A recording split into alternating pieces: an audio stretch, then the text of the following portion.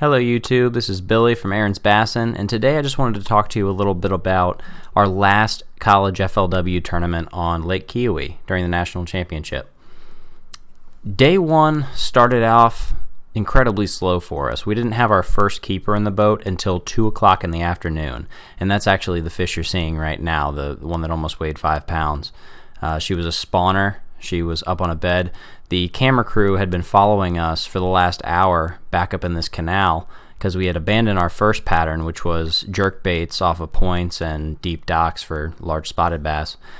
We had been getting follows all day, but of the 2.5 pound class spot that we were targeting, but we just didn't have any of them commit like they were in practice, which was aggravating. But at about 1, somewhere around in there, we scrapped that game plan and went up shallow and tried to put something together there, and we came across this one spawner.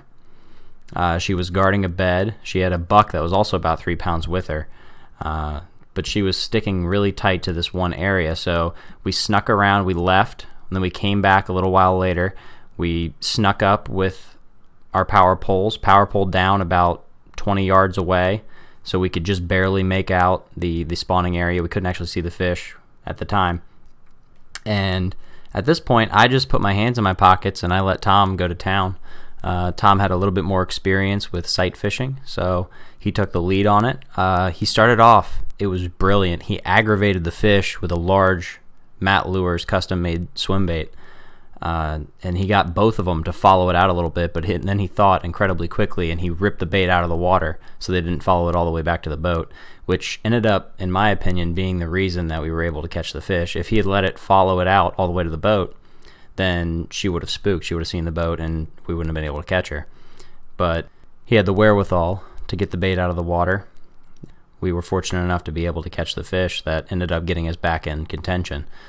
After that point, we went on. We landed that 4.5, 5 pounder. It was our first keeper of the day at about 2 p.m. It got us back into the mindset that we still had a chance to do something. So we ended up putting together a pattern that we did not have from practice, and we targeted shallow bushes. In the incredibly clear water of Lake Keowee, the fish were getting up in the bushes to spawn.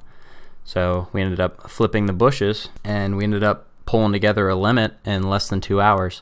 And then we decided to throw a Hail Mary and go back out to one of our deep spots with 15 minutes left in the day. Our weigh-in was at 4:10. We went back to the spot, got there a little bit before 4 o'clock, and on the second cast with a jig, we were dragging it in about 25 feet of water, and Tom set the hook. I thought he was hung up because I thought there was no way that he actually had a fish, because we had fished these deep spots so many times before and had limited success.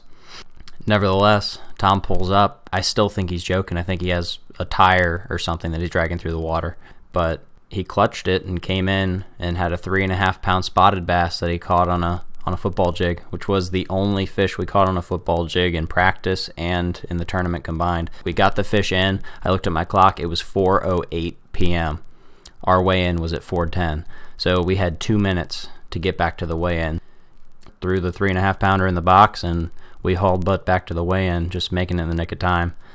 The big thing that I want people to take away from that first day's experience is that you need to remain calm. It can all happen in the blink of an eye. Just because things are going badly out there on the water does not mean that all hope is lost. You can still salvage the day, and in a multi-day tournament, sometimes that's all you need to do. We ended up coming back day 2 and filling out a limit in the first 2 hours.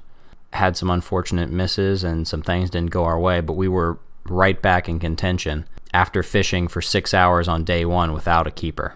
And we were able to do that because we had confidence in ourselves to make the right decision when things didn't go our way. We just stuck to the knowledge of the body of water and the things we know about fishing, and we were able to make something happen when things looked lost. That's going to do it for us today. If you do like the video, it would be great if you could like or subscribe. It really helps motivate us to do these videos. Thank you guys.